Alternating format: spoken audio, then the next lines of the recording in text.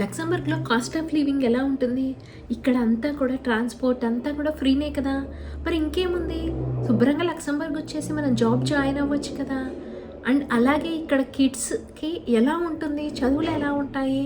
అలాగే గ్రోసరీస్‌కి ఎంత ఖర్చు పెట్టాలి? ఇవన్నీ కూడా మీకు అర్థం కావట్లేదా?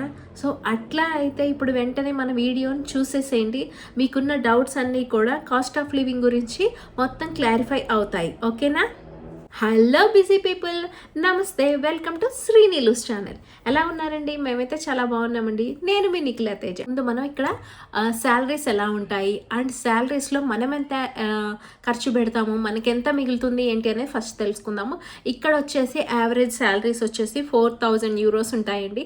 4,000 యూరోస్ అంటే యాక్చువల్గా మనకు ఇప్పుడు 1 euro equal to 109 rupees and 39 paise ఉందండి. దాని ప్రకారంగా మనకి 4,000 యూరోస్ అంటే 4,36,000 అవుతుందండి. సో ఈ 4,36,000లో ఇప్పుడు మనము ఎలాగ శాలరీస్ని ఎట్లా డివైడ్ చేసుకొని ఎలాగ మనం స్పెండ్ చేస్తాము అనేది మనం తెలుసుకుందాము. దీంట్లో అప్రాక్సిమేట్గా మనం 2,000 యూరోస్ని లేకపోతే 2,000 యూరోస్ అబోని మనం రెంట్కి యూజ్ చేసినట్లయితే అంటే వచ్చేసి 2,18,000 అండి. ఈ 2,18,000ని అంటే మనకు వచ్చే 4,36,000లో 2,18,000 ఉంది కదా, ఈ 2,18,000ని మనం రెంట్కి యూజ్ చేస్తామన్నమాట. సో అట్లాగే ఇంకా దాంతోపాటుగా షాపింగ్కి 500 యూరోస్ అంటే షాపింగ్కి 500 యూరోస్ అనేది నేను అప్రాక్సిమేట్గా చెప్తున్నాను. అంటే దీంట్లో షాపింగ్ అంటే గ్రాసరీస్ కానీ లేకపోతే పిల్లలకి సంబంధించి స్టేషనరీ బుక్స్ కానీ లేకపోతే ఇంకా మనకి బట్టలు కానీ ఇంకా మినిమం థింగ్స్ ఏవో ఒకటి ఉంటాయి కదండి, వాటన్నిటికీ సంబంధించి 500 యూరోస్ని మనం ఖర్చు పెట్టినట్లయితే అంటే 54,500 అనమాట ఈ ఐఎన్ఆర్లో. సో వీటిని మనం ఖర్చు పెడతాము. అది ఏంటి, మనకు వచ్చే 4,000 యూరోస్ శాలరీలో మనం ఇలా ఖర్చు పెడతాము. అండ్ ఇందులో కూడా ట్యాక్స్ కట్ అవ్వడం అనేది ఉంటుందండి. సో కొంతమందికి శాలరీ అనేది ఉంటుంది, డిపెండ్స్ అపాన్ వాళ్ళు చేసే వర్క్ని బట్టి. స్కిల్ వర్క్స్ వాళ్ళకైతే కొంత రకంగా ఉంటుంది, అన్స్కిల్డ్ వాళ్ళకైతే ఇంకో రకంగా ఉంటుంది. సరే, నన్ను కొంతమంది ఈ క్వశ్చన్ కూడా అడుగుతున్నారండి, ఏంటంటే స్కిల్ వర్క్ అంటే ఏంటి, అన్స్కిల్డ్ జాబ్స్ అంటే ఏంటి, దీని గురించి కూడా వీడియో చేయమని. సో దాని గురించి నేను మళ్ళీ తర్వాత చెప్తాను. ఫస్ట్ అయితే మనం కాస్ట్ ఆఫ్ లివింగ్ గురించి మాట్లాడుకుంటున్నాం కాబట్టి మనకు వచ్చే శాలరీస్లో ఇలా అయితే ఖర్చు పెట్టడం జరుగుతుందండి. ఒకటి వచ్చేసి రెంట్, ఇంకొకటి వచ్చేసి మనకి గ్రాసరీస్ కానీ లేకపోతే షాపింగ్ కానీ అట్లాగా. అండ్ ఇంకొకటి ఇక్కడ హెల్త్కి సంబంధించి ఇన్సూరెన్స్ ఉంటుందండి, ప్రైవేట్ ఇన్సూరెన్స్ ఉంటుంది. అట్లాగే నెక్స్ట్ మనకి గవర్నమెంట్ ఇన్సూరెన్స్ అని కూడా ఉంటుంది. సో డిపెండ్స్ అపాన్ శాలరీస్ని బట్టి కూడా అది ఉంటుంది. నెక్స్ట్ ఇక్కడ వచ్చేసి రెంట్లు ఎలా ఉంటాయి అనేది మనం తెలుసుకుందాం. రెంట్లు అయితే అండి, స్టూడియో అపార్ట్మెంట్ అయితే మనకి 1,200 యూరోస్ నుంచి 800 యూరోస్ అనేది ఉంటాయండి.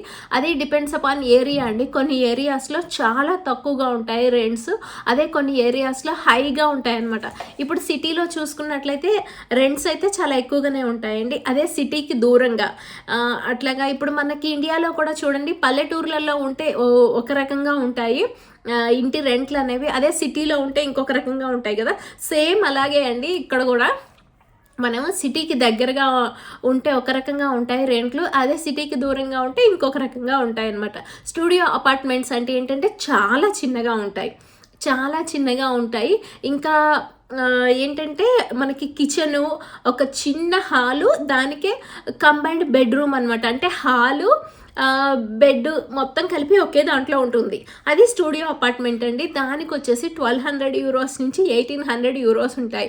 అంటే అప్రాక్సిమేట్లీగా మీకు అర్థమవుతుంది కదా, మనం ఐఎన్ఆర్లో చేంజ్ చేసుకొని దాన్ని కన్వర్ట్ చేసుకొని చూసుకోవడమే. నెక్స్ట్ అలాగే సింగిల్ బెడ్రూమ్ అంటే ఇది కిచెన్ సపరేట్ ఉంటుంది, హాల్ సపరేట్ ఉంటుంది, అట్లాగే బెడ్రూమ్ సపరేట్ ఉంటుంది. అదే స్టూడియో అపార్ట్మెంట్కి అయితే ఇది ఓన్లీ కిచెనే సపరేట్ ఉంటుంది, హాలు బెడ్ మొత్తం ఒకే దాంట్లో ఉంటుంది. ఒక హాల్లో ఒక పక్కన సోఫా ఉండి, చిన్న సోఫా, అట్లాగే బెడ్ ఉండి, అట్లాగే టీవీ అలా ఉంటుందన్నమాట. అది స్టూడియో అపార్ట్మెంట్. మీకు అర్థమైంది కదా. ఇప్పుడు సింగిల్ బెడ్రూమ్ అపార్ట్మెంట్ అంటే ఏంటంటే కిచెన్ సపరేట్ ఉంటుంది, బెడ్రూమ్ సపరేట్ ఉంటుంది, హాల్ సపరేట్ ఉంటుంది. ఇది సింగిల్ బెడ్రూమ్ అపార్ట్మెంట్ అనమాట. ఇది వచ్చేసి ఏరియాస్ని బట్టి అని చెప్పాను కదండి. దీంట్లో 730 యూరోస్ ఉంటుంది, చీపెస్ట్ అండి. 730 యూరోస్ అంటే చీపెస్ట్ అనమాట. అట్లాగే ఇంకా స్టార్టింగ్ ఎలా ఉంటుందంటే 1,600 యూరోస్ నుంచి 2,200 యూరోస్ వరకు ఉంటుందండి. అది కాస్ట్ అనేది మనకి అపార్ట్మెంట్ అయితే సింగిల్ బెడ్రూమ్ అపార్ట్మెంట్ అయితే. అదే మీకు డబల్ బెడ్రూమ్ అపార్ట్మెంట్ అయితే 1900 అండి. స్టార్టింగ్ 1900 యూరోస్ నుంచి 2380 యూరోస్ వరకు ఉంటుంది. అండ్ ఇంకొకటి అంటే దీంట్లో ఏంటంటే స్క్వేర్ మీటర్స్ని బట్టి కూడా ఉంటుంది. కొన్నిట్లో చాలా చిన్నగా ఉంటాయి కదా అపార్ట్మెంట్స్, దాన్ని బట్టి కొన్నిట్లో 50 స్క్వేర్ మీటర్స్ ఉంటుంది, కొన్నిట్లో 60 స్క్వేర్ మీటర్స్ ఉంటుంది, కొన్నిట్లో 90 ఉంటుంది. డబల్ బెడ్రూమ్ అపార్ట్మెంట్స్లో కూడా కొన్నిట్లో 120 ఉంటుంది. అలా డిపెండ్స్ అపాన్. ఇంకొకటి అండి, మనకి బాల్కనీ వస్తే ఒక రేట్ ఉంటుంది, అట్లాగే బాల్కనీ లేకపోతే ఒక రేట్ ఉంటుంది, కింద గ్యారేజ్ వస్తే ఒక రేట్ ఉంటుంది, అట్లాగా అనమాట మనకి ఉంటుంది. డిపెండ్స్ అపాన్ మనకి ఫెసిలిటీస్ని బట్టి. అట్లాగే అన్ఫర్నిచర్డ్ అయితే మనకి తక్కువ కాస్ట్ ఉంటుందండి. అదే ఫర్నిచర్డ్ అయితే ఎక్కువ కాస్ట్ ఉంటుంది. మినిమం అండి ఇక్కడ ఫర్నిచర్డ్ అయినా కానీ 3200 చాలా ఎక్కువ అనమాట. అంతవరకు అయితే ఉంటుంది. ఎందుకంటే ఫర్నిచర్డ్ అంటే వాళ్ళు మనకి కబోర్డ్స్ ఇస్తారు, ఇంకా డిఫరెంట్గా అన్ని ఐటమ్స్ అన్నీ కూడా మనకి అరేంజ్ చేసిస్తారు అనమాట. అందుకని ఫర్నిచర్డ్ అయితే మనకి డైనింగ్ టేబుల్ ఇస్తారు, వాళ్ళే బెడ్స్ ఇస్తారు, వాళ్ళే ఇక మనకి పెద్ద పెద్ద వార్డ్రోబ్స్ ఇస్తారు, కిచెన్లో కూడా మనకి పెట్టుకోవడానికి అన్నీ ఇస్తారు. సో ఫర్నిచర్డే ఎక్కువ కాస్ట్ ఉంటుంది అన్ఫర్నిచర్డ్ కన్నా. సో అండి, సింగిల్ కిడ్ ఉన్న వాళ్ళకైతే గనక అంటే ఒక్కళ్ళే ఒక పాప కానీ ఒక బాబు కానీ ఉంటే గనక వాళ్ళకి సింగిల్ అపార్ట్మెంట్ అనేది సరిపోతుందండి. ఎందుకంటే సింగిల్ అపార్ట్మెంట్సే కొన్ని ఏరియాస్లో కాస్ట్ ఉంటాయని చెప్పాను కదా, దాన్ని బట్టి మనం డిసైడ్ చేసుకోవచ్చు. మనకేంటి, మనం ముగ్గురమే కదా ఉండేది, సో మనకి ఇంత చిన్న ఇల్లు అయితే సరిపోతుంది, మనకు అలా అయితే సరిపోతుంది, ఇలా అయితే సరిపోతుంది అని మనం చూసుకుంటాం కదా. చూసుకున్న దాన్ని బట్టి మనకైతే సింగిల్ అపార్ట్మెంట్ అనేది సరిపోతుందండి. అండ్ ఇక్కడ ఇంకొక రూల్ ఏంటంటే, ఇక్కడ పిల్లలకి 3 years అబోవ్ దాటిన తర్వాత కంపల్సరీగా అంటే కొన్ని ప్లేసెస్లో అంటే డిపెండ్స్ అపాన్ ఓనర్ని బట్టి అండి, కొన్ని ప్లేసెస్లో కొంతమంది ఓనర్స్ వెళ్ళిపోమని చెప్తారు. ఏంటంటే 3 years అబోవ్ వచ్చిన కిడ్స్ని ఇంకా సింగిల్ బెడ్రూమ్ హౌసెస్లో వాళ్ళని ఉండనివ్వరు అనమాట.